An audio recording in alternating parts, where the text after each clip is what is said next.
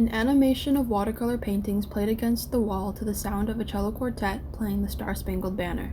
The paintings are of members in the NFL kneeling and linking arms. Kota Izawa has entitled the 2-minute animation National Anthem. He had based his paintings on media screen grabs from the 2016 and 17 NFL seasons. I stood there, watching this animation, wondering when the leader of this movement, Colin Kaepernick, would appear. I come to find out that Izawa had put Kaepernick towards the end. Kota Izawa is an artist who had been living in the Bay Area for more than 20 years. Izawa was originally from Europe and said that he never really felt any sort of patriotism until he suddenly felt connected to the US by these national anthem protests. So, he created National Anthem.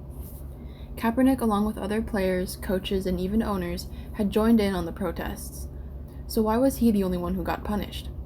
His protest had caught a lot of attention and got people talking about his actions, but most were criticisms and missed the whole point.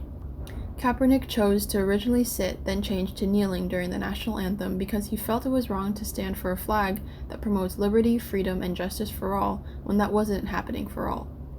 Mixed reactions ensued, but it's still unclear. Why was he punished? Trevor Noah, talk show host, and a conservative commentator, Tomi Lahren, discussed Kaepernick on Noah's talk show. Noah had posed the question, how should a black person bring up their grievances? He pointed out that if a black man marches, he's labeled a thug.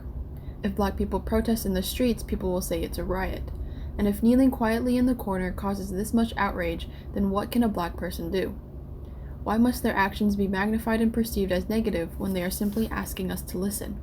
This concept of black people's actions being put under a microscope is the same message echoed in Claudia Rakine's article, Graphite Against a Sharp White Background. In this article, Rakine uses Serena Williams as her example to show how black people are put at a disadvantage while often being held to a higher standard, especially when put into a predominantly white setting. Williams couldn't just play tennis. Her race presented her with a different set of rules than her white peers.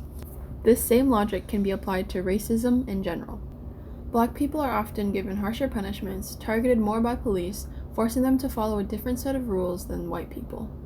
According to a new study conducted by Frank Edwards, Hedwig Lee, and Michael Esposito, in the US, African Americans are 2.5 times more likely to be killed by police than white people. They took verified police killings from 2013 to 2018 and found that roughly 1 in 1,000 black boys and men will be killed by police in their lifetime, while the rate for white boys and men is 39 in 100,000. So why are black people treated this way? And why can't Williams play tennis and Kaepernick protest? In 2004, during the US Open quarterfinals, Williams had 4 bad calls go against her, making her lose the match. She had kept a calm composure during this despite the result. But in 2009, she was the victim of a similar situation. This time around, she didn't stay quiet. She let them know about the bad call, and as a result, she was disqualified from the US Open.